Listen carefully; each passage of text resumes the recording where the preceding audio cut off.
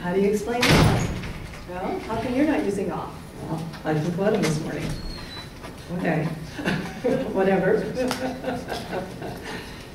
But it's not only, that's one aspect, and one dimension of homeopathy is how quickly it works, that it has no contraindications, that yes, it can reduce inflammation, it can keep mosquitoes away, it can do all sorts of really cool and neat things. But some of the things that it does are beyond our ken. And our students have seen this. I'm going to talk about a couple of cases that our students took in their internship here. One was a woman who had asthma, rheumatism, agoraphobia, and who was very debilitated. She had extreme anxiety. And within a few remedies, she was out and about and painting and singing and dancing and moving. Or a man who retired from his job at Pratt & Whitney as an engineer and was in fine health, but as often happens within the first year of retirement, developed gout. The gout was so debilitating that he was, well, not bedridden, but chair-ridden. And so here he was in his third year of retirement, sitting in a chair in a dark room in total pain. It didn't matter how many anti-inflammatories he took. He went from doctor to doctor. He spent 3 years trying all sorts of medication. And 2 remedies later, he's sailing his yacht on the regatta. So we have, somebody with migraines who's had migraines for 45 years, and every day in this case. And after her remedies, didn't have any more. Or a woman who couldn't swallow. There was a young student who couldn't swallow any food, and had to take only liquids from a straw. But within 2 remedies, she was. So you say, wow, all right, that's pretty magical. And it's especially magical since we didn't even prescribe for pathology. Because we don't prescribe for pathology. We prescribe on the individual. So how do we fit that into our paradigm? How do we fit that into our paradigm of looking at me and my disease, of looking at me as being all of these parts and organs and different separate parts, and this medicine called homeopathy that doesn't look at my pathology, that doesn't look at me as parts, doesn't look at my different organs, but actually looks at me as a whole individual, gives me something that has no contraindications, has no chemistry in it, has no drugs in it or anything, and I feel better. Not only do I feel better physically, but I feel better emotionally, I feel better mentally, I feel, there's all sorts of other, my relationship, and we say this and people go, yeah, right. So we're in this dilemma where we're victims of our own success. We have these incredible success stories that are almost too unbelievable to be true. But what really, why we're holding these talks and why we're going to have a series of them is because we're really excited about what we're experiencing and what our patients are experiencing. And that's one of the reasons we decided to open up our site for patient testimonials, so that people can hear patients talk about what they went through and what transformed for them, and what changed for them, so they could hear it directly from the person who experienced it rather than hear it through us. Because we have a medicine, and I'm not saying that a medicine that is a cure-all, that it cures all the disease. It's not that. It's a medicine that addresses the individual and brings that individual to whatever capacity that individual organism has, to whatever level of cure is possible for that organism. So it optimizes the organism, and sometimes beyond possibilities that we thought imaginable. So here we are with this. What do we do with it? Well, that's why I'm up here. I'm going to try to explain why it's so hard to explain homeopathy. We'll see how that works out. But it's my background is physics, and luckily,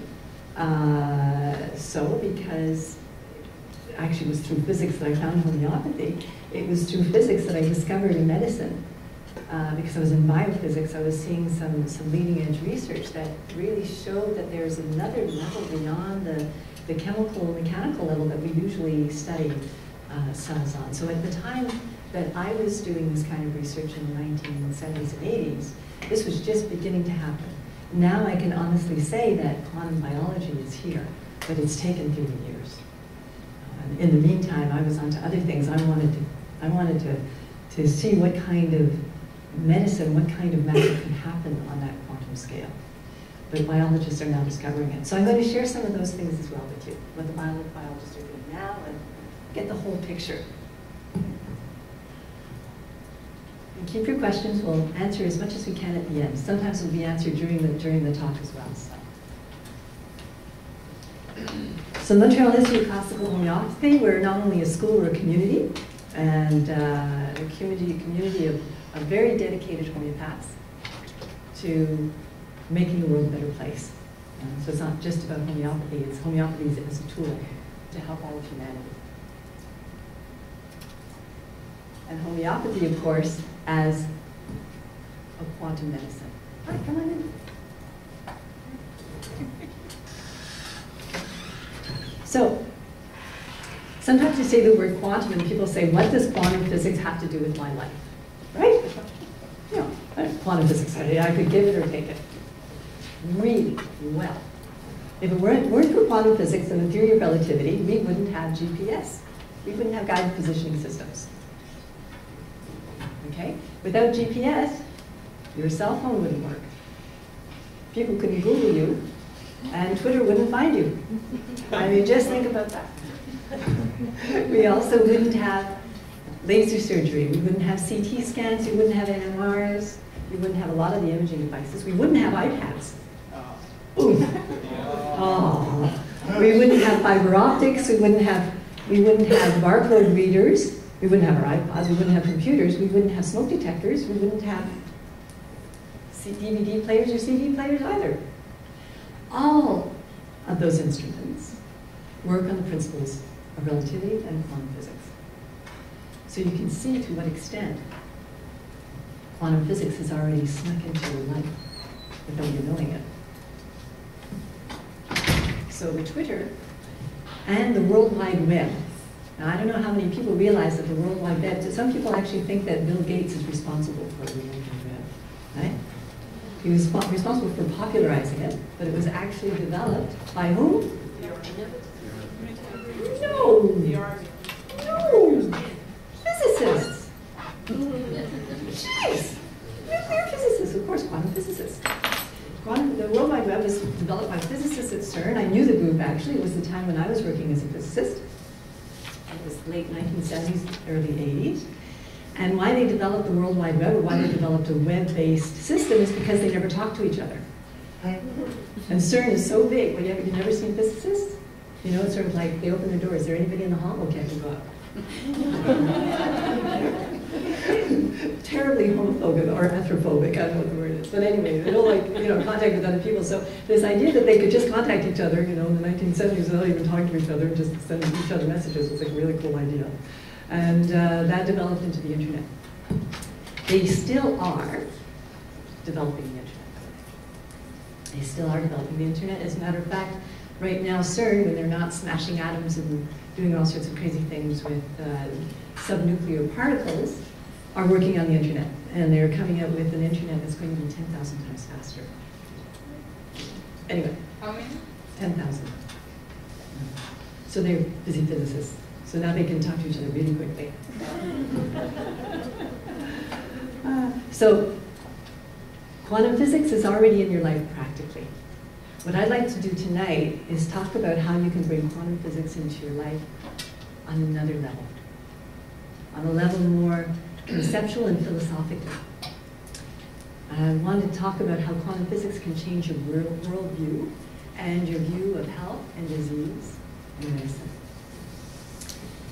Because quantum physics proposes a cosmic harmony, proposes a wholeness which we have not had in science for over 2,000 years. Since the earliest times, since the Greeks, we've been seeing everything as separate little particles. as things as if they had separate boundaries. We went into analysis and see things as parts. As a matter of fact, we are so influenced about, I'm going away talking and I don't know what the slideshow is doing. That's difficult. But we are so, we talk about like what the influence that physics has on our lives.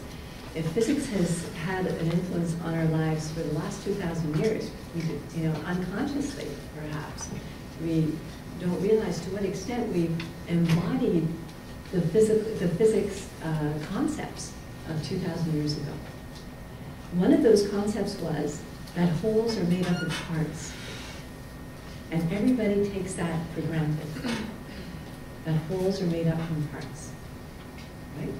So yeah, you want to build something, you start with parts and you make it into a whole, right? Wholes are made up of parts. So when you think of an atom, they say, well, the atom is the smallest particle and everything else is built up from that atom. Right? That was the idea of the Greeks. So we see wholes is made up of parts. But it's not true. Is a baby made up of, when the baby comes out, that's, first the liver grows, and then we add on the lungs, and then we add on the heart, and then, So the parts come from the particle. And that's part of what quantum physics has brought us back to that reality. Because your reality in your life is that the parts come from the whole. But your mind and your conceptual thinking and your analytical thinking makes you think in terms of parts being made up of wholes. That's anyway, one of the things we're going to try. So maybe I should go back to my PowerPoint now. The only argument against homeopathy is that it can't be explained by chemical or mechanical means. There's no chemistry in it. We can't tell you how it works.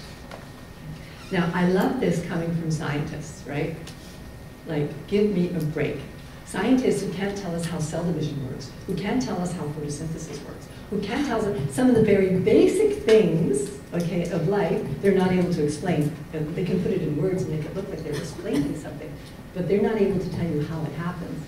And then we talk about homeopathy and say, yeah, well, explain to me how it happens. Anyway, but it cannot be explained chemically because it touches such a deeper dimension of life and living that is beyond the chemistry of our body, that it can't be explained by the chemistry because it's beyond the chemistry. What the exciting news is for us as homeopaths is that quantum mechanisms are behind, or that's what biologists are finally realizing, is that quantum mechanisms are beyond, I keep going in and out. Yeah. Okay, I'm going to try to do this. Are behind metabolism, cell division, photosynthesis, and even neurotransmission. And I want to show you some of these things, as well as the sense of smell, and even some macro processes such as bird navigation. So that's been another, argument when we talk about quantum medicine. These quantum and medicine. How can you use quantum physics, which is all about nanoparticles on the level of, of a biological organism? There are two different. So what the biologists are seeing is that, yes, the only way we can explain some of these macro processes, like bird navigation, is to quantum physics. So let's take a look at what we're going to talk about. So I'd like to first talk about the quantum basis of homeopathy. The other thing I'd like you to go home with tonight is a sense of what a genius Hahnemann was. Like, if it doesn't blow your mind, I'll be surprised. Okay, this guy lived 200 years ago. He was born in the late 1700s, and he had, or through intense study and through, I would think, deep contemplation, really understood life processes. So we're going to talk about the quantum basis of homeopathy, the quantum basis of life, and then a little bit of what we call the quantum holo movement, and maybe end it with a little bit of quantum living. So here's our beloved founder of homeopathy, Dr. Hahnemann, and he wrote the Organon, which is basically our handbook as homeopaths. Now, what this fellow did is he was the son of an artist. And artists were notoriously poor, even in those times. And what he did was he had to work his way through university, and the way he did that was by translating ancient Greek and Latin texts from the original medical text. So he did it for the medical university, and they gave him the job of translating all of the early Latin and Greek texts into German. So he went back, and he studied for so long and became a researcher that he actually translated almost everything that had ever been written about medicine in ancient times. So you can, and his thing, as he started reading this, his question was, how does disease develop? What is the cause of disease? And how has disease evolved over these times? Huh? So all of that study, plus his own medical practice, and he was a Royal Medical Doctor for a while. He was a leading researcher that contributed a number of things, including research on the effect of coal mine dust causing lung disease, which for his time was quite revolutionary. And we're talking about early 1800s, so nobody had even made that link before. So he was a very pragmatic, well-known researcher and scientist. And the organon is basically a summary, I would say a summary of everything that he had learned and gleaned from all those medical texts, a review of medical practice. That's what I was looking for.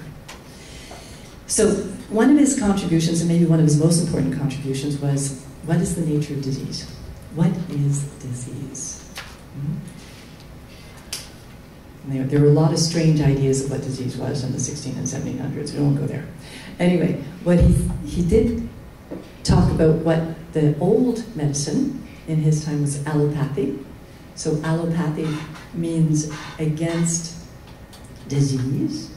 And allopathy is a branch of medicine, okay, which uses contraries. In other words, if you're constipated, we'll give you something to go to the bathroom. If you have diarrhea, we'll give you something to stop up, right? So whatever you have, we're going to give you the opposite so that your body does the opposite thing. That's allopathy. So what we find, so originally medicine had 3 branches. Right now, we're only practicing one that we call Western medicine. So we're not practicing the 3 branches anymore as medicine. We only practicing one, which is the use of contraries, which was really sort of the last resort. It was supposed to be the last resort when someone is sick, is that you give them something to do to stop what the body is doing. So basically we're using last resort medicine every day. And we can see the effects of that. You know, we use antibiotics for the smallest cold. We use, we take out the big guns for something that is perhaps just an imbalance in the body. And we have neglected 2 other branches, which today are called naturopathy and homeopathy. So, just to see what allopathy is. So allopathy in his time, which he called the old medicine, and he was comparing it to homeopathy, which was the new medicine that he was founding.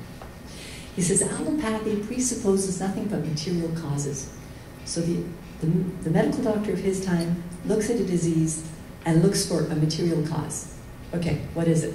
Is it chemical? Is it a chemical imbalance? Is it a germ? Is it this? Where is the thing that's causing this disease? Okay. In homeopathy, we're looking for, according to him, okay, these are his words in the 1800s, don't forget, this is way before quantum physics, okay, is the dynamic mistunings of what he called the power force energy, or the life force. Okay, the word in German was Lebenskraft, but it's hard to translate exactly, but we loosely translated it's like the life force. We talked a little bit about that. So he was saying, don't look for disease on a physical level. Don't look for the cause of disease on a physical level. What you see on a physical level are the symptoms. The real cause is on a level underneath that. And it's taken us 200 years to say he's right.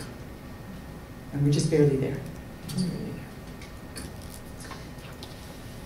So let's look at how he defined dynamic, okay? Because he says, okay, it's a dynamic mistunement. Okay, so what did he mean by dynamic? Well, he didn't have very many examples. Again, he all he had at his time was mechanical Newtonian physics, which mentioned energy, but certainly didn't understand it.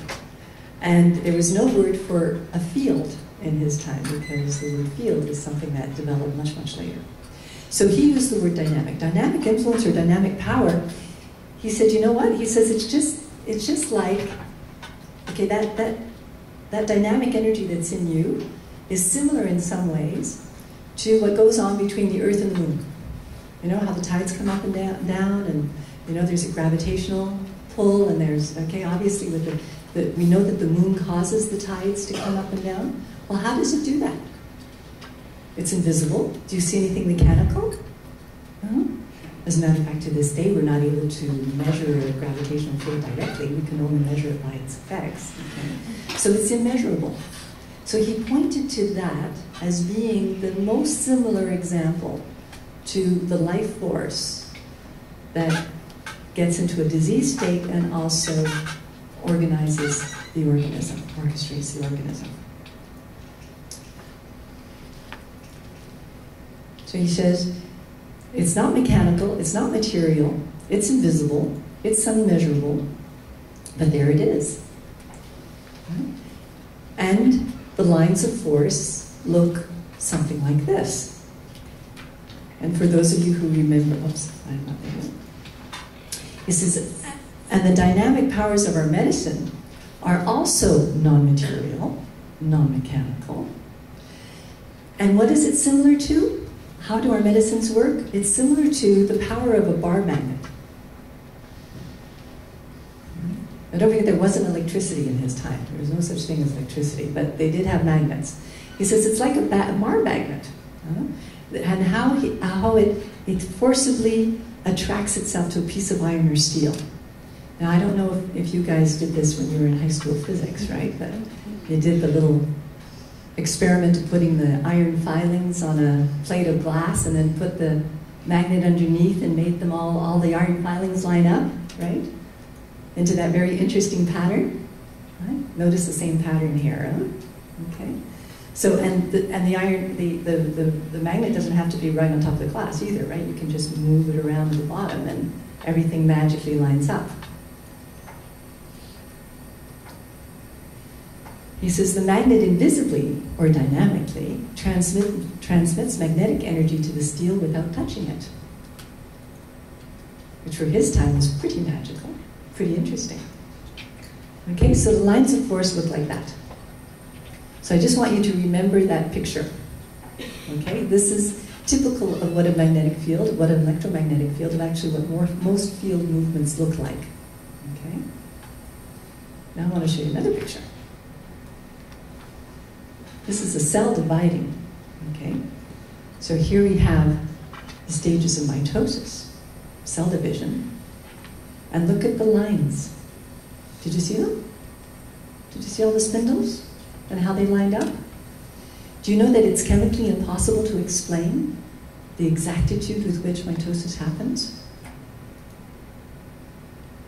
It's chemically impossible to explain how, for example, in an organism like this, how all the cells can all divide perfectly without any errors at all, synchronistically, simultaneously, faster than the speed of light if they were to communicate it.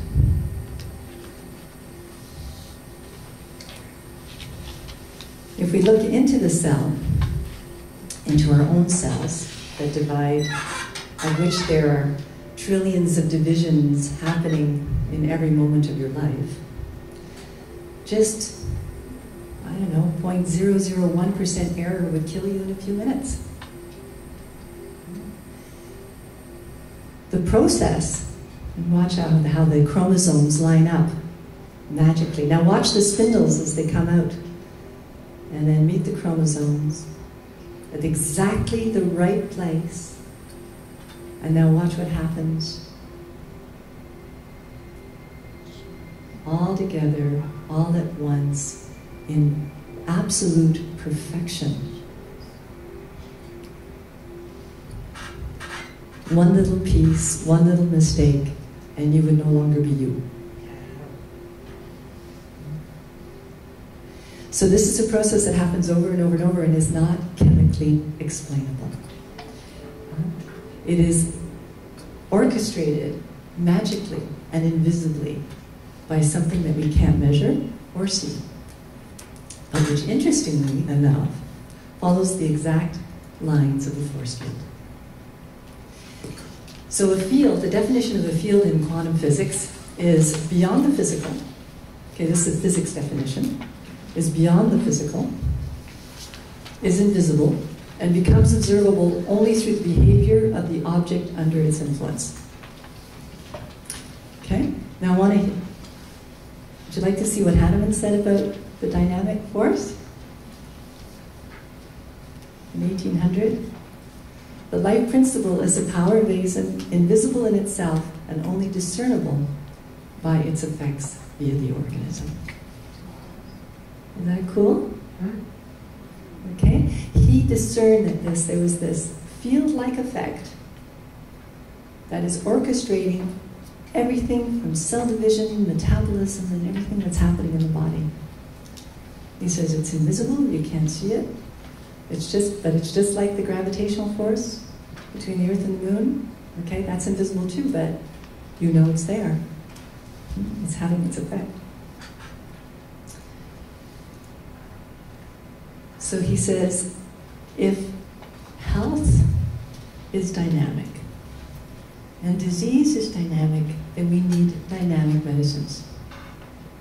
We need medicines, the only medicines that are really going to cure. Okay? How can you cure something that's happening on a dynamic level with something on a chemical level? All you can do with chemicals, right, is control what's happening on a chemical level, but that dynamic level is still doing its thing, isn't it? So you start controlling it with the chemicals for a while, but that dynamic level is still doing its thing, so guess what? Then your disease evolves into here, or you need more of that, or you need this other drug there, so you start with one prescription, and then you need another one, and then you need another one, and then by the time you're 60, you have 20 of them. You know? Because the dynamic disturbance has never really been addressed. You've never been cured. You cannot call a cure if you're taking a pill every day. That's not a cure. It's a Band-Aid. No. I'm not saying that Band-Aids have no use, right? And I'm not saying that all no. What we're saying is the difference. We're trying to look at it, first of all, the cause and the difference between cure, right, and palliation. Right? And there's, obviously, there's a place for allopathy. It saves our life on a regular basis. But is that what can restore us to health is the question that we have to have in our mind. And the only thing that can restore us to health is something that is on the same level as where our body is orchestrated and where disease is happening. That's what Hahnemann was saying. So that's what he was looking for. So now let's look at the quantum basis of life as modern researchers have very, very recently discovered. Well, first we get back to Hahnemann again, sorry. But here I found this really interesting. He says, the energies of the medicines are perceived through the ubiquitous feeling sense of the nerves of the organism. And I thought, why does he bring such importance to the nervous system? Until I thought about it for a little while. More than any other system in the body, the nervous system encapsulates quantum effects. Is the best illustration of electromagnetic fields in action. If we look at our nervous system and the way our nervous system operates, what's happening here is not a chemical reaction. It's traveling at the speed of light along the axons and the dendrites, all the way to the synapses. And what's actually traveling is a wave. It's not a bunch of chemical reactions. It is a wave, an electromagnetic wave that then carries with it all of the serotonin, dopamine, and all those wonderful happy drugs and sad drugs and the other drugs that make the links between our nerves, our nerve endings. The synapse, that distance between the nerves, is an example of how the release of chemicals is the product of a change. So we talk about chemicals being released by nerve endings, right? And then going and joining other nerve endings, and there being receptor sites, etc., and how all of that works to make our brain work and our thought process work and our emotions and our moods and what have you. And we play with the chemistry of that. In other words, we flood the system with certain chemicals, right, so that they bind to the receptors, and then that changes the way things flow. But what's really happening isn't a chemical process. What's really happening is that this wave is moving along the axon and to the nerve ending. And as it moves, it carries with it the hormones, the chemicals. Okay, look at the distance that has to go. That's not a chemical reaction, right? Okay, those hormones have to travel that whole distance and go right to the right little receptor site on the other side. You get a sense of the magnitude of that. It's like going across a baseball field, right? And knowing like a ball just going to the right exact spot. That, anytime you see that kind of precision and exactitude over a distance, you know that there's a field, an underlying field that's involved. In this case, it's the electromagnetic field of the propagation of the nerve. And there it is. And it's going to go right to the right place. Winks. Like magic.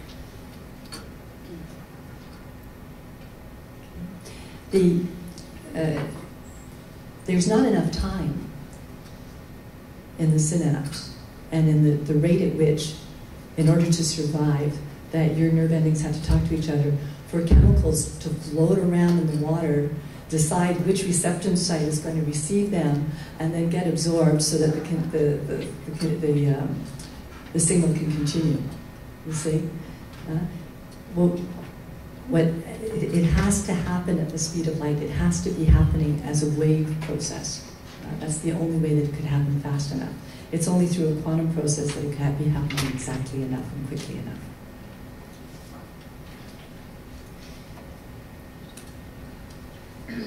Carl Jung was one of the first psychologists to mine quantum physics for insights.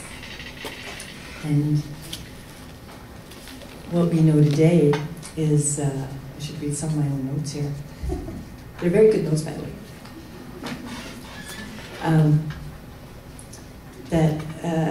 Because one of the things that we do know, I just want to see if I've said it here. I put it in my notes, yeah. That the potency, I want to make sure, the potency of psychedelic drugs, we know is there, so this is very recent quantum biology research, is proportional to their ability to donate electron resonance energy to receptors. So we know that we've studied psychoactive neurotransmitters, and because of psychedelic drugs and their great effect on the brain, we've been able to really see how being able to measure and observe that reaction easier, and that's where we see that the only way that it can happen is through quantum processes. So Carl Jung comes along in the 50s and realizes that, there's a lot that is not cause and effect in our world. There's a lot that has to do with synchronicity. I see that in my patients, I see that in my life. The whole thing of meaningful circumstances, meaningful coincidences, this is happening all the time. Is our world really cause and effect? And of course, by that time, the quantum physicists were already saying, no, it isn't. It's a hollow movement, it's synchronistic, cause and effect is, just what things appear to be in our way of seeing the world, but really don't have a hold once we get into the ultimate reality of the physical world. So Carl Jung said, well, in the subatomic sphere, in the realm of the unconscious, and in the very activity of life processes, causality has to be replaced by the principle of an inconstant, non-causal connection. Okay, so he embraced one of the things that made Carl Jung so, I would say, so insightful, and perhaps it gave his brand of psychotherapy such depth and brought psychotherapy to such leaps and bounds, is that he embraced a quantum viewpoint very early on. And he got out of the cause-effect, chemical reality and into a non-causal one. So Jungian psychology right till today is one that tends to use other means than chemical means to try to find solutions to psychological problems. So we say that homeopathy acts in the gap. It acts in the gap between the nerve synapses. It acts in the gap where mitosis happens. It's that dynamic energy that it underlies what is happening on a chemical level. In other words, it's on another order of magnitude, not even an order of magnitude, really an order of existence. So we have our physical existence, but there's a level just underneath that which David Bohm called the implicate order, which is where quantum physics lives, which is where field physics lives, where electromagnetic fields move, that then have an effect on the physical world. So what they're saying is our physical world actually emanates from this implicate order, from this gap, from this level beyond. So our question is, well, does biology explain homeopathy? If these guys, the quantum biologists, are there, are they getting any closer? I'm always watching them, just in case. So let's go back to Hahnemann again. I hope you can see how smart this guy was. One of the things he said too, which I found interesting, he says the virtues of our medicines cannot be apprehended by smell, taste, or appearance, or from chemical analysis. Okay, so that's interesting. And that makes sense because they're so diluted that they wouldn't cause a smell. Okay? But then look what he says. And this is in his chronic diseases. The moderate smelling of an open vial where one or more of such pellets of homeopathy are contained proves itself the smallest and weakest dose for patients who are very sensitive or compromised. So on the one hand, he says you can't smell it, and on the other hand, he says, well, you know, if you have somebody really sensitive, just get them to smell the remedy.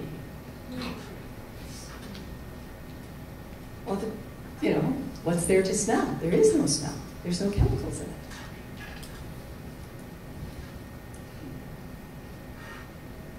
The research done, I'm going to talk to you now about research done in 2006, between 2006 and 2011, on smell,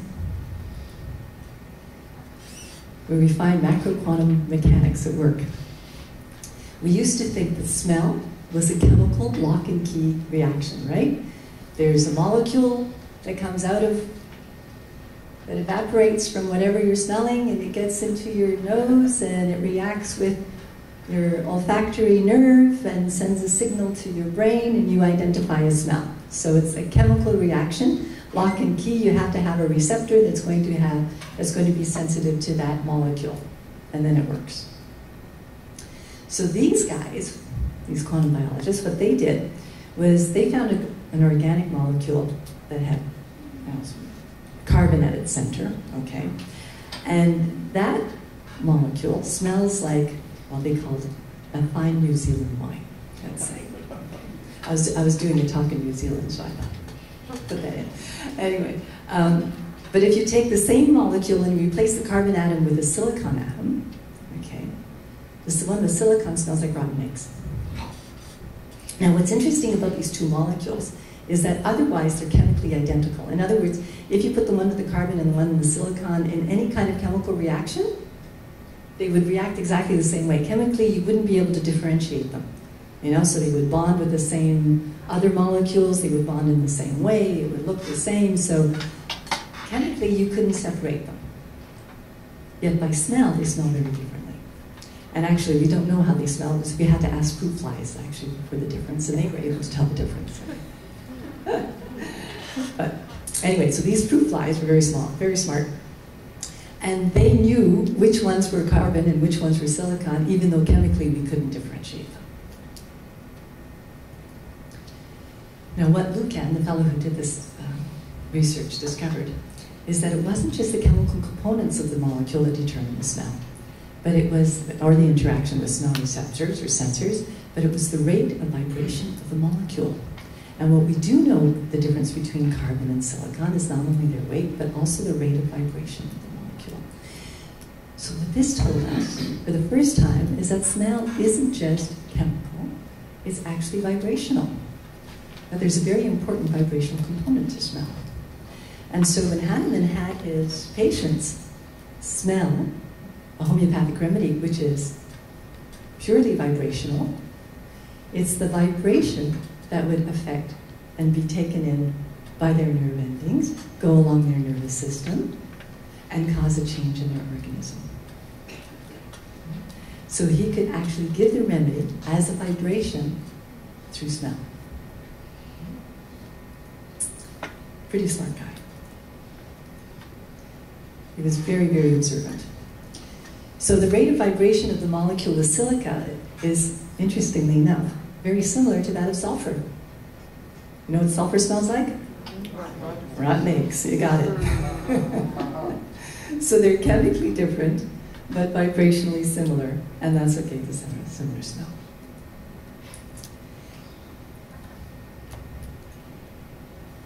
Okay. Metabolism and photosynthesis. Now, photosynthesis and metabolism are really interesting. I always find it funny how when we're learning, chemistry and biology at school, they give us these elaborate explanations, and they're saying, and then this happens, and this chemical goes with this chemical, and then there's an electronic chain reaction, and the energy is stored. Well, what's the electronic, like that? It's just like 4 words, okay? But that's the whole thing of it. Is like how does a plant take sunlight, which is a wave, right? Combine that with water and encapsulate energy that then when you eat it is released in your body, and that you can move and think and do all the wonderful things you do because you've got energy. Like, that's pretty magical. And that's not a chemical reaction. That's way beyond chemistry. Huh? Have you ever seen a chemist saying, okay, I'm going to put a little bit of water, a little bit of salt, a little bit of sunlight. There you go, you got your, it's something much more subtle than that. And same thing with the Krebs cycle, and same thing the other end, the flip side of photosynthesis, of course, is metabolism. How our body, then takes the food and turns food, okay, which is stuff, into energy that it actually can use. And there's a lot of studies going on right now in mitochondria. And the little mitochondria are the guilty ones as far as how much energy we have and how quickly we age or not and all of that stuff. And those mitochondria are found to, believe it or not, have a lot of quantum effects. Okay, so let's take a look at photosynthesis. So one of the interesting experiments was done with deep ocean bacteria. Okay, so these purple bacteria live really, really deep in the ocean. Now, bacteria require light. They require photons, right? Source of light in order to survive. They're a type of plant. But guess what? Photon comes by every half hour over there. That's slim pickings for a bacteria, even for a bacteria. Okay. So if a photon comes every half hour, that means that they've got to be pretty good with their photosynthesis in order to make use and turn that into food. Okay? So that kind, again, when you hear the word efficiency, precision, and all of that, it's not chemical, okay? You're looking at quantum mechanical techniques. There's a quantum mediation happening there. What actually is very interesting is quantum, this is the principle actually that it works on. What happens in chlorophyll and with what we call the exciton, okay, that comes from the photon. Anytime you see an on, you know that it's a quantum thing, okay? So exciton is another quantum thing. The exciton has to make its way through hundreds of thousands of possible reaction sites, okay, in order to find the exact reaction site where it can be turned into energy. Okay, so there's 100,000 possibilities. It's got to find the one in like a nanosecond in order for it to happen. So for that deep ocean bacteria to survive, that's what has to happen with every photon that comes by. Okay? The exciton has to find that one 100,000th thing in a couple of milliseconds. There's no way that the exciton can go, well, let me try over here. Oh, that's not coming over there. Oh, that's right. You know, it's like, you know, no. Basically, what has to happen, and the only way that can be explained, is that the exciton tries everything at once. Which means that the exciton is at all 100,000 positions at the same time. That's the only way it's possible. And if you think that that's just a crazy theory, well, guess what? There's something called quantum computers, and you know how they work? It's our old computers, and wait till you see the new generation of computers. You're going to be putting away your Macs. Our current computers work with a binary way, right? An electron is either 0 or 1. It's either there or it's not. Okay? So we have 0 or 1, and those are the two possibilities. In a quantum computer, the electron is in both 0 and 1 at the same time. In other words, quantum computing makes use of the quantum reality of electrons being everywhere at the same time, or in many different places at the same time. So a quantum path isn't a linear path where it's A to B to C to D. It's A to Z all at the same time, and you pick one. So it's not just an idea, because we are already creating quantum computers on that premise. So as far-fetched as that might be, that's the actual reality of our physical world, is that there's many possibilities happening all at the same time. Wouldn't that be great? A lot less traffic jams. That's what we need here, is some quantum roads. So this is what we call ultra-fast quantum dynamics, and that's the only way we can satisfactorily explain the efficiency and of photosynthesis, and also the efficiency of our own metabolism. 99% efficiency and accuracy of the photosynthetic transport process. Okay. So that gives you just a little taste of what's going on there, and what the quantum world is bringing us to. Let's go back to our buddies, the ancient Greeks. They imagined matter to be built up of small constituent parts, right? The whole idea of the atom. And the idea was that the atom is this thing, okay, that lives in its own right. In other words, you could snatch away the entire universe and you could still have your little atom right there. It's like every particle lives as if it's on its own. It has a precise location, it has boundaries, it has material, and it has a mass. Right? So that was how the atom was conceived 2,000 years ago. And that was the basic particle of mass. So when physicists first, they were called physicists then, but when people first started looking at the physical world and trying to figure it out, that was one of the first ideas that came to them. 2,000 years later, there's still people who believe that, but it's not a story. Over the centuries, however, we did realize that that atom idea didn't work for everything, and especially didn't work for another form, which we call waves. And everybody knows about waves, and light is one of them. And you can't take a wave and have the smallest part in it. You can't break it up, it has no boundary. As a matter of fact, it's very imprecisely bounded and sort of goes on forever. So the question was, well, by that time, you know, we knew that there were electrons and photons, and we wondered, well, if they're the basic particles or the smallest particles we found, are they particles or are they waves? So these small components of matter. Is matter essentially made of particles or waves? So that was the big question that we had.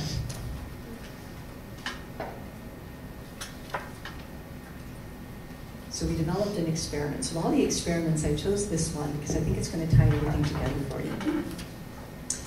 And I know you've heard about it before, but we're going to talk about it a little bit. It's called the double slit experiment. Okay. A lot of people have heard about that one, I'm sure. So just to explain the idea of it, what I'd like you to do is imagine a barn with 2 windows. And imagine that you're a much better shot than I, and that you can at least hit the barn wall. So if you can hit the barn wall, you can either, your pellet could either hit the wall, or it could go through one window or go through the other window. Everybody agrees? Okay, if you hit the barn. You miss the barn, it's a whole other story. But as long as everything that hits the barn, right, it's either going to hit the wall or hit the 2 windows, right? Okay, so this is the idea then, when they made the double slit experiment, is they're going to put 2 slits, and we're going to bombard these slits with electrons and photons, and we're going to see what kind of pattern they have behind. Because the idea is, what happens with 2 slits? When a wave comes down, have you ever seen a wave? Have you ever been sitting on a dock or something? And a wave will come. Okay, so you have one wave, and then if there's like a post or a wall in the middle, right? As that wave hits the post, what comes out is 2 waves, right? Have you ever seen that? And then as these 2 waves, so the wave will split into 2 waves, and it'll cause interference patterns. In other words, you'll have sort of a rippling effect in between.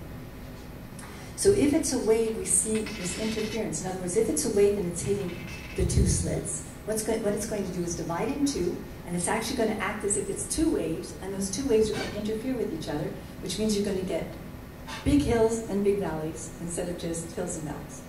Okay, so they're going to add together, and they're going to subtract together, and they're going to basically pile up on top of each other. Okay, so that's if it's a wave. If it's a particle, what's going to happen? If it's your pellet gun, what would you see if you're shooting at the barn door? And you put a cardboard behind, what would you see on the cardboard? Yeah, you'd see 2 slits, right? You'd see basically a picture of the 2 windows, right? Because, okay, so if it's particles, you're going to see 2 windows, basically, drawn by the pellets that hit the cardboard. If it's a wave, we should see a pattern of interference. Okay, so everybody with me? Okay, so that was the idea. We're going to discover once and for all whether matter is a wave or particles. Good. So we expect to see this if it's a particle.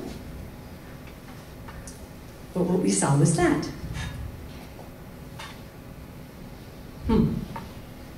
So that sort of pretty decides it, right? I guess.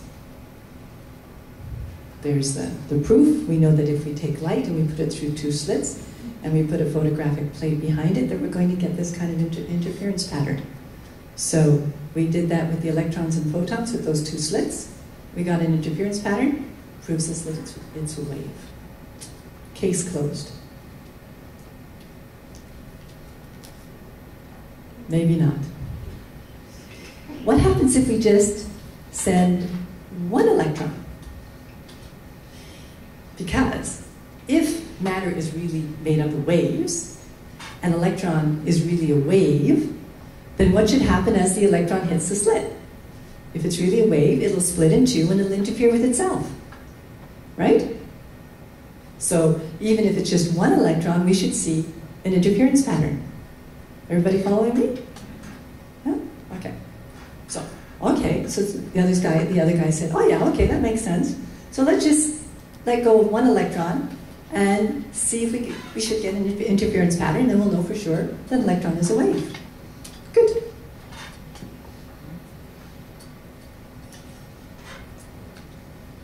Guess what happened?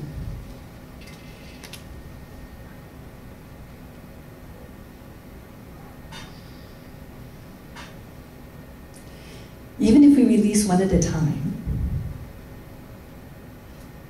they go to places they shouldn't go. Like they go in the space between the 2 windows. You know, behind the 2 windows? The interference pattern does that because the wave would do that because it interferes with itself, right? okay, we show a pattern, but then it would be a pattern. But no, this comes out as a dot, but a dot where the dot shouldn't be.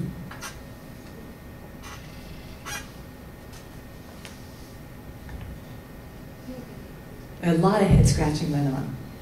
A lot of debates. You can imagine it's quite an exciting time in physics. Anyway, so even if we release one at a time, each one of those photons or electrons acts as if it were part of a wave, and acts as if it was interfering with other wave particles, even though they're not there. Well, anyway, what it came down to, and what the conclusion was that particles released independently appear to gather together interdependently to form a wave interference pattern. We had assumed that photons, electrons, and atoms self-exist, and that whole systems arise derivatively from those parts. Instead, it seems that the system as a whole plays into what it means to be a part. That no part is fully existing, and that all parts would be immediately responsible to changes throughout the system, even in the absence of causal interactions. Okay, so what we're saying is that what we thought was just the part that we were allowing, okay, to us in our minds it's just one part, but it knows better. The electron knows that it's part of a much bigger whole, okay, and responds to the double slit as if it were a wavefront of particles coming, even though the others weren't there, as far as we said. So quantum physics and quantum mechanics challenges this whole idea of, as I was telling you before, the parts first and systems later. In other words, the systems are made up of parts. What we're realizing is that parts are inherently, okay, come from systems. Systems first. Oops. Go back to that. Anything there?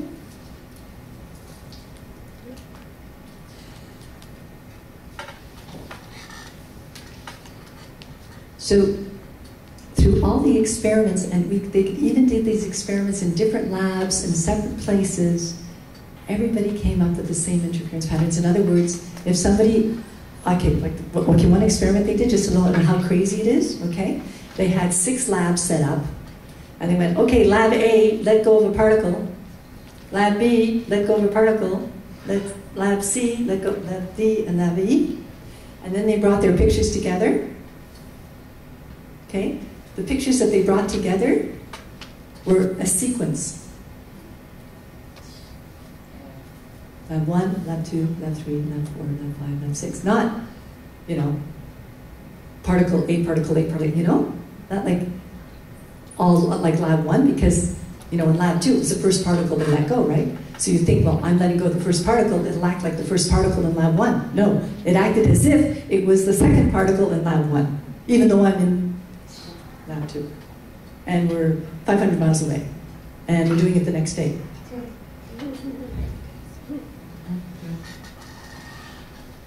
That's mind-blowing. That's how interconnected it is. So you can imagine when you're doing kind of physics research and that happens, you go, I think I'll look at the world a little differently here. And David Bohm is probably one of the physicists who did the most work there and realized all of this interconnection between electrons, between subatomic particles. And he called it the Holo movement.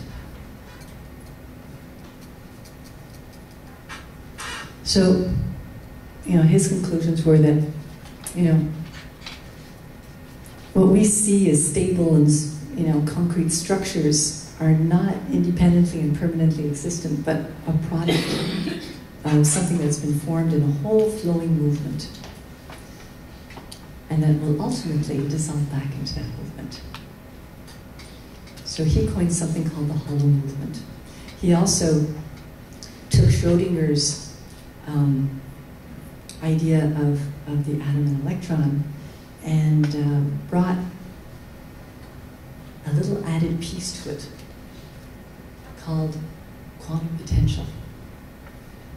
So he realized that we could actually take the idea of an electron as sort of something separate, add another term to it which connected it to the rest of the universe and the potential to the rest of the universe, and then they had a clearer picture of reality. So that what we're saying is that no equation can explain an electron alone. There has to be a term in there that connects it to the rest of the universe, and then we can explain that electron. So we cannot explain anything of itself as separate from anything else. That's what they're saying here. And they're realizing too that unlike the little balls and sticks that we do in chemistry class, that atoms actually have a much different look and are actually ever evolving and moving fields. Went further than that too and said, you know, when we really look at our results and we look at our studies and observation of the physical world, we realize that all matter is information. All matter is communication of information. That the whole universe is just information in flow, information in flux. And that what we call particles, what we call molecules, what we call anything is just information that has taken form. And that is informed by the hologram, by the whole universe.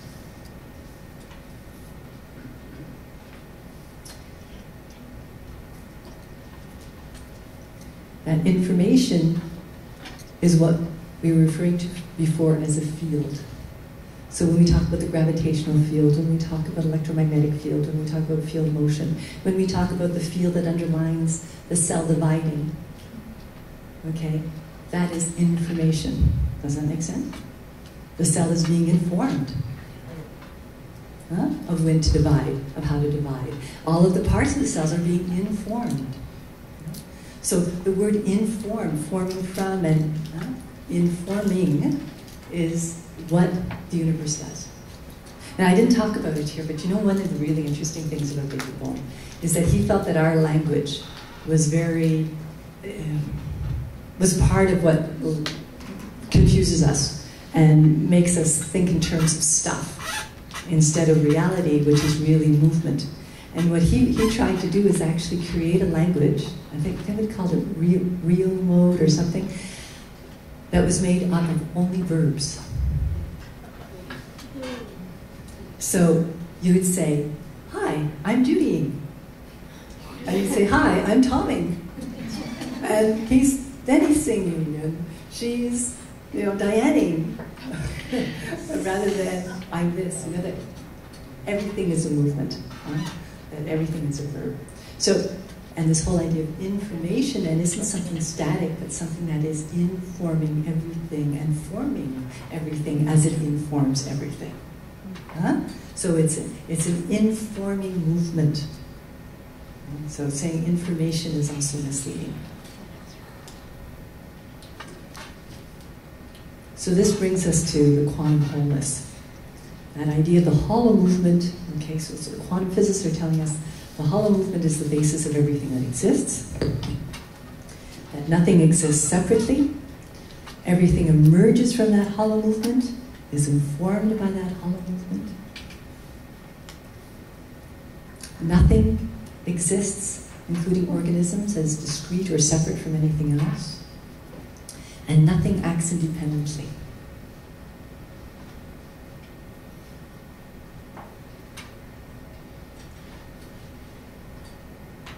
I want you to think about that for a second. The next time you make a decision or a choice, I have to make this decision in my life, Yes, if I make the wrong decision. Wrong decision is only one you're going to decide to regret tomorrow. Could be either one. But to think that you're acting independently, to think that, think again. There's a much bigger movement.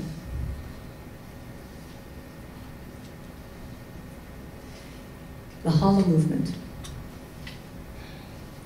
So what's important to realize here is that the essence of life, the essence of the physical world, is movement.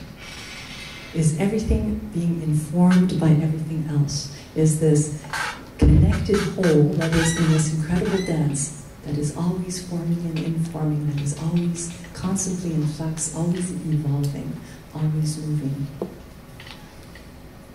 Space and matter, what we call empty space, the physicist will tell you. A single cubic centimeter of empty space contains more energy than all the matter known in the universe. Try to wrap your mind around that one. They've actually worked it out. So there's no such thing as empty space. What we perceive as empty space is actually where the most potential is for informing and new formations. That's where the energy is.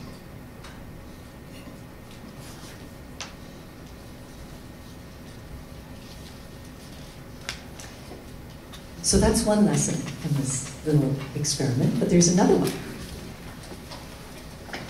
You think that's enough, right? You'd probably have enough to digest just on that one for the next 20 years. Well, there's one more. It's only one experiment, and yet there's about 10 of these. I'm telling you, I could spend a whole evening talking about them. But anyway, this another experiment is what would happen if instead of putting a photographic plate, you know, that cardboard or photographic plate where we got the interference pattern, if you put a human eye, what would the human eye see? So if you were standing on the inside of that barn and somebody was shining photons and light on the other side, what would you see? Would you see an interference pattern? Would you see a bunch of lines? Or would you see two? You've never been inside a barn? Right? You'd only see the two windows, right? If you looked at it, you'd see two slits.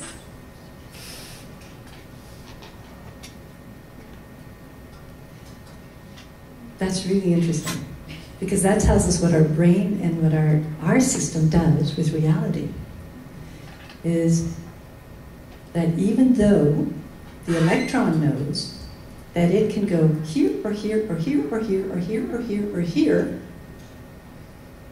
you, in your mind and your little brain, my little brain too, our little brain, okay, what we think is a big brain, takes and collapses all of those possibilities into two. Ever notice how you do that in life? You get to somewhere, do I do this or do I do that? No? Yeah.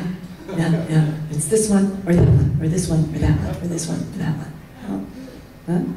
And life isn't this one or that one, ever. There's a whole spectrum of possibilities. But we collapse it into two.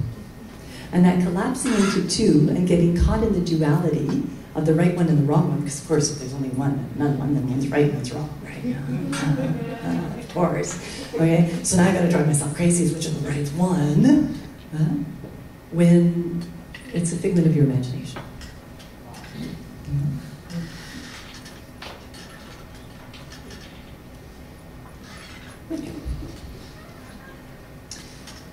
So we collapse the possibilities, the multi-possibilities of life, the universe, the hollow movement, into a very tiny little two-dimensional, restricted.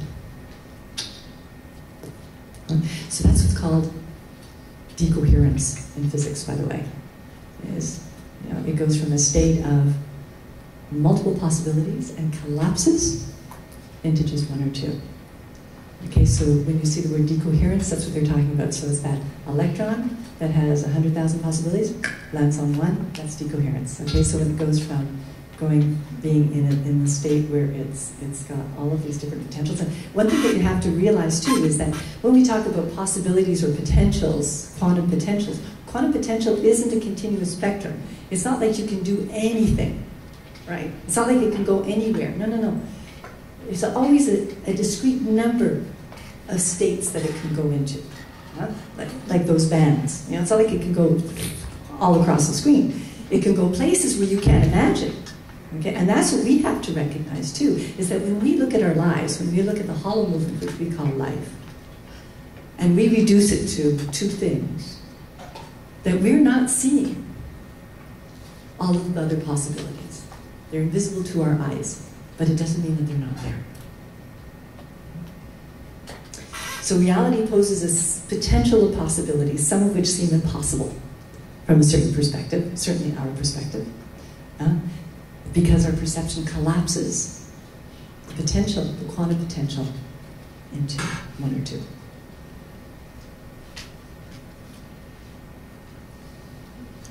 So Heisenberg, another great physicist, he says matter exists as a set of possibilities, and each manifestation is one of many simultaneous possible states. Okay, not linear, not that you go over, but simultaneous possible states.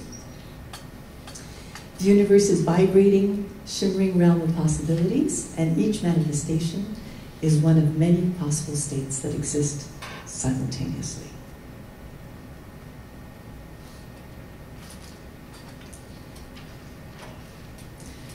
So living with quantum potential.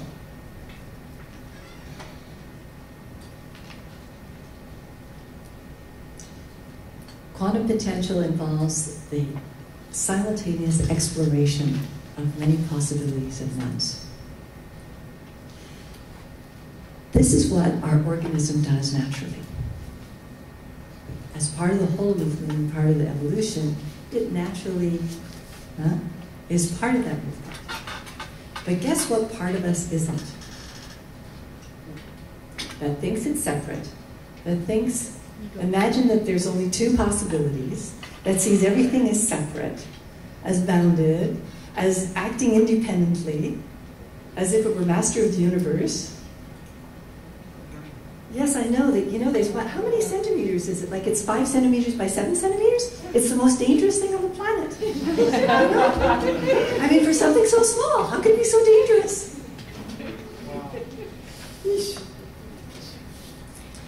Okay, so the universe is one whole. No thing can cause another. There's no such thing as a local cause or location. So what's interesting is, again, in our narrow focus of things, we see cause, effect. Right? And because we see cause, effect, we also interpret victim, perpetrator, winner, loser, right, wrong, right? And we do this dance. It goes on and on and on, all from a false premise of cause and effect. Because if you really understand that cause and effect isn't there, then you understand the victim and perpetrator isn't there, and then you understand that right and wrong isn't there, and all the rest comes out of that, doesn't it? Right? So quantum physics isn't just challenging our relationship with the physical world.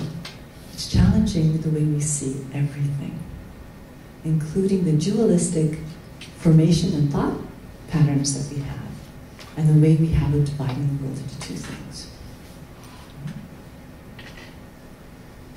What do you mean? There's no such thing as right and wrong? Oh boy. We're being challenged to go beyond all of that, aren't we? In this quantum era, it's not just about iPads, although that's a great part of the quantum era, but it's not just about iPads and iPods and fast computers and internet. It's also about going beyond our dualistic thinking. It's going beyond our collapsed reality. So, should I go back to Hahnemann again? Guess what he had to say about it. So, cause and effect, so these guys go through all these experiments, do all these crazy things with barns and photons and electrons and slits, and they come to the conclusion that we have to look at circumstances. Not cause and effect, but circumstances. In other words, or as Jung would call it, synchronicity, or what is the synchronous interfacing of events at one given moment? That's you have to see this you're looking at all the time. I don't know. Circumstances of disease. He says, a medicine is sought for the totality of symptoms of the disease case, with regard for the accessory circumstances. and then again in aphorism 7, we pay attention to attendant circumstances. Okay? Circumstances, right? Everything that's happening in that person's life in the moment that they got sick. What Hahnemann said, well, much more important than finding the bacteria, okay, and giving it a name, Candida or whatever, you know, even though on an emergency point of view, yes, then we can control the bacteria. But much more than, if you really want to find the cause of the disease, then find the circumstances around that person before they got sick. On a mental level, on an emotional level, what were their challenges in life? Where had their movement, and now we go back to Bohm and the whole idea of, I'm not a thing, I'm a movement, okay? You're an event. You know, I'm more than an event, because you keep happening. Right? You're a happening. Yeah, we're going back to the 60s and psychedelics. Yeah, I'm happening. Anyway, we're happening, but so is our disease, is a happening. And it happens at a very specific time. The disease roots, and what I find one of the most interesting questions to ask a patient is, and especially if you catch them off guard, when do you think your disease started? When do you feel your disease started? And they'll say, and they'll give you an answer that they never even considered sometimes. You know, oh, you know, this happened, or that happened, or you know, when I moved away from my home, you know, and we moved to another city, you know. That's something I never got over. I realize that now. It's something I never got. That must have been when it's... Now, not necessarily that I had symptoms then. You know, maybe my tumor showed up 4 years later. But if I'm to really contemplate where I felt that I never quite adapted, where I felt there was a challenge that I never quite embraced, where the whole movement of life brought me to somewhere where I couldn't really embrace it, that's where my disease started. And Hahnemann says, that's the most important thing to find out. And that's what more and more homeopaths are discovering, is that question of what was happening before you got sick, what was going on in your life, tell me about, you know, what are your challenges, what was the worst thing that ever happened to you, that those kinds of questions elicit the response that then gives us the vibration of the challenge that we can meet with the vibration of the remedy.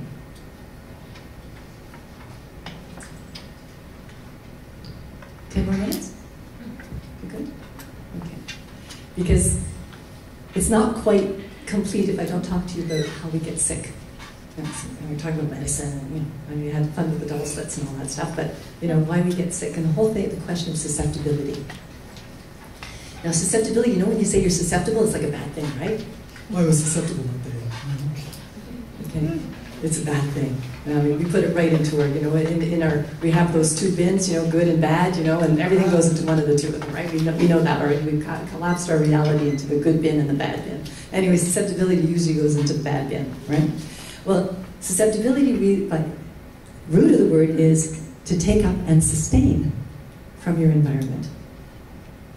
Right? So now, instead of considering yourself as this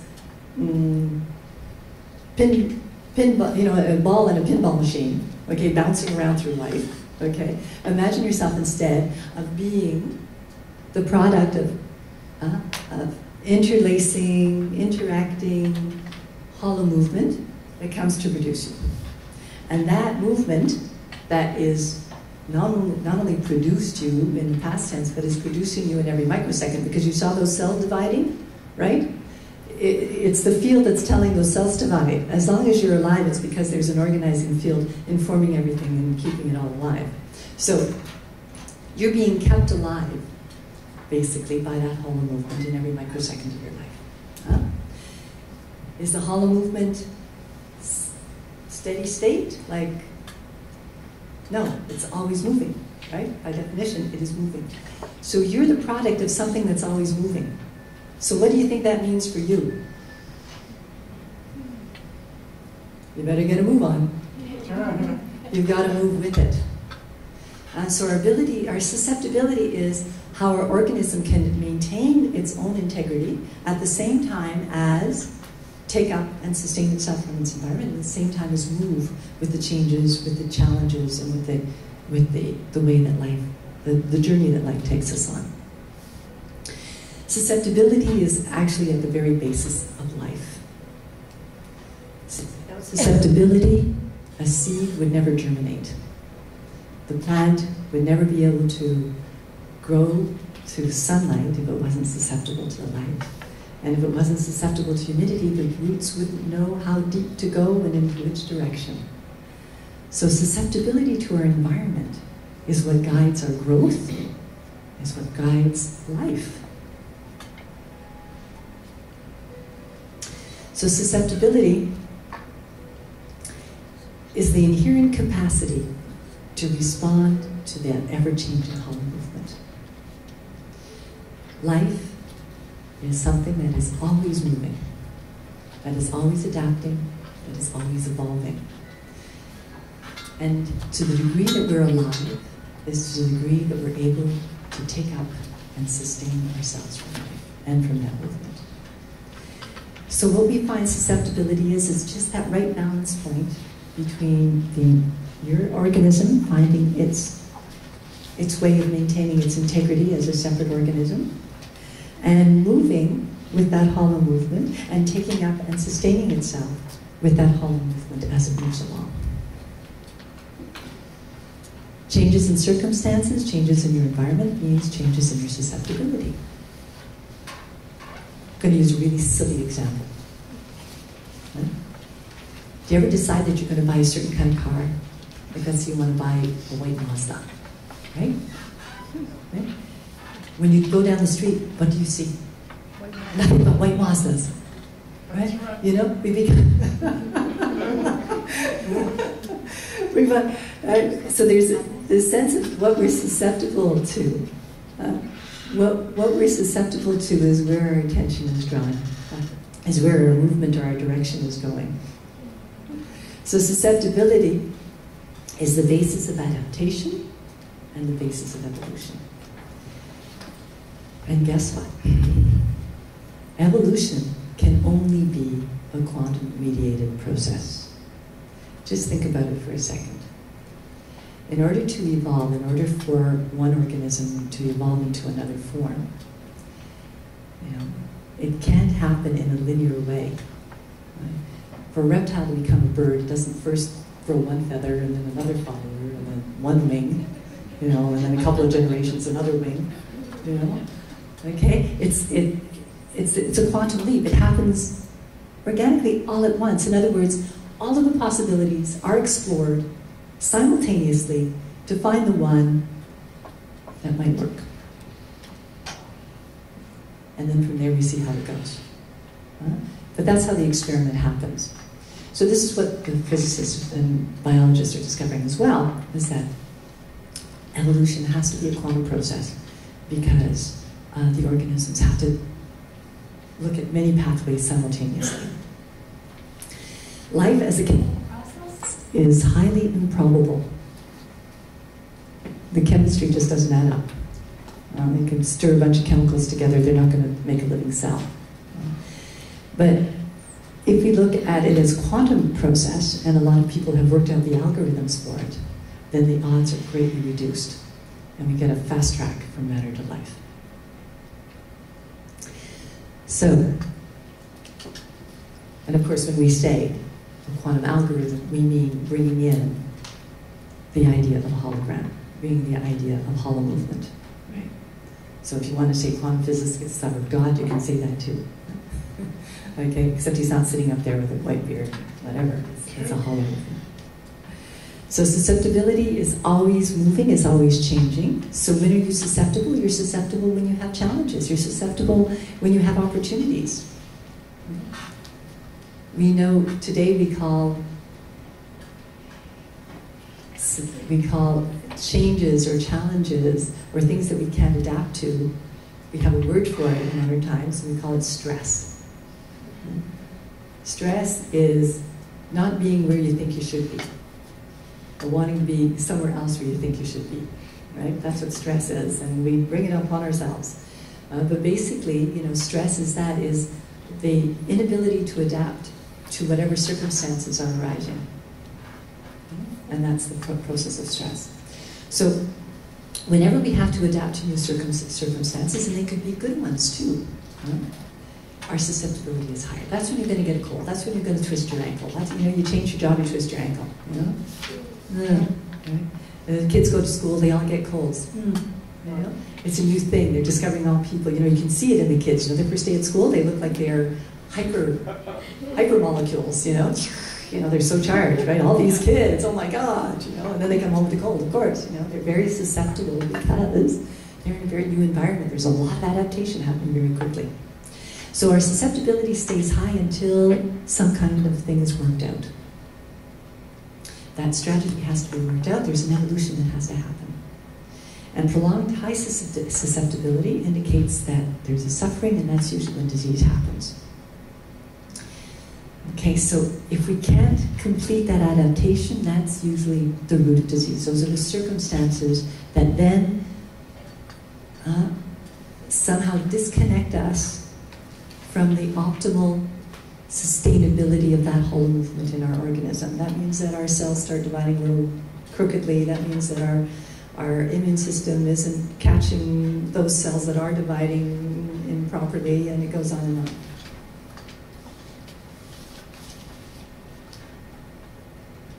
So rather than see susceptibility as something bad, we realize that it's a mechanism of evolution, it's a mechanism of change, and that we need to pay attention to that. So I think the challenge for humanity in this quantum era is to go from being focused on things to being focused on movement, and from being focused on stuff to being focused on dynamic interaction, to be focused on forming and informing, of communication, of the oneness and the wholeness, and how that oneness and wholeness is moving. And not just on how my mind is working, but on how the human mind is evolving, on where mind goes. To see things in a global context, not only for myself as an individual, but for humanity as a global entity.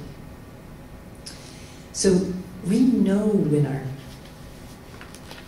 susceptibility changes. We know when we have a challenge or an opportunity that was a little too much for us to adapt to or to integrate. And that's what Hahnemann was meaning by the circumstances of disease. So he says, if the disease circumstances are related to a remarkable event, either recently or some time ago, the patient will readily declare it, either of their own accord or upon cautious inquiry. So when we talk about the MICH method, what we put the most emphasis on is this. What is that cautious inquiry? How can we bring the person who got sick into an inquiry with us, with the homeopath, so that that individual can get in touch with when things started going wrong, when they had that challenge that they never met, when they never adapted to the loss of that person, whatever that was, to get in touch to what that movement was, what that vibration was, not the thing, but the vibration, what that essence was, and how, when we touch that essence, that there's a certain, it's in that kind of situation, that's what we hear people say, it's that kind of situation that stresses me. It's that kind of, it's not just that situation, but situations that have that element to me, where I'm put on the spot, or I'm made responsible, or I have to lie for somebody else, or I have to protect somebody, or I have to protect, you see? There's a certain vibration of situation, there's a certain frequency, there's a certain type of event that my organism has difficulty integrating, that my organism has difficulty adapting to. And it's that the homeopathic remedy does. It works on that level of really, if you like, that quantum potential, that little quantum term of connecting you as a single, separate entity to the whole movement that is really what is informing you and creating you in every moment. So the homeopathic remedy is that quantum potential. And that's why giving a homeopathic remedy can sometimes change the way people think. Dream, they change dreams. People have different dreams, different type of dreams after their homeopathy. How do you explain that physically? How do you explain that chemically? That they have they relate differently, they communicate differently, they have different kind of relationships, as well as we see very often, and most often, a whole change on the physical level and all other levels of their being. So that's the level we work on. It's that gap. It's the quantum gap. It's where the quantum potential is. It's really the connection between the individual and the whole. And that's what homeopathy brings back.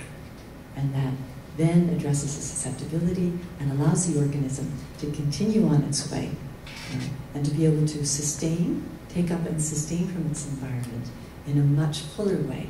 And so the vital force is stronger and the person's health is stronger in all dimensions of their being, psychologically, emotionally, and physically. So that's my presentation. I'd like to invite you to come and try our method. We've got a special going on where we have a reduced cost for $105 or $120. How much is it? $120, I think, eh? How much? $100. Is it $105? For $105, boy, that's cheap. You get 4 sessions, okay, very often an hour and a half long, okay, with a student intern who's going to enter this inquiry with you, to inquire into, to dialogue, to see, to explore where that susceptibility is for you. So spread the word. Like they say, if you like the talk, tell everyone. If you didn't, keep it to yourself. And we also have, so we have our student interns that can tell you about our school, but we also have some MICH graduates here. Just check their badges, because you can also make an appointment with one of my MICH grads if you want to try it out and see what it feels like for yourself. And if you're too shy to talk to anybody, then you can go onto our website, Homeopathy Montreal, and you can make an appointment through there or find out more through there as well. So this is the end of my first talk. We'll open it up to questions to let you know that there'll be another talk in November, again a public talk, and it won't be the same one, because the hollow movement will have changed by then. It'll be a whole other thing. We'll probably go more deeply into homeopathy, but this is our introduction. So thank you all for coming, and thank you for being so patient and listening to all of us this morning.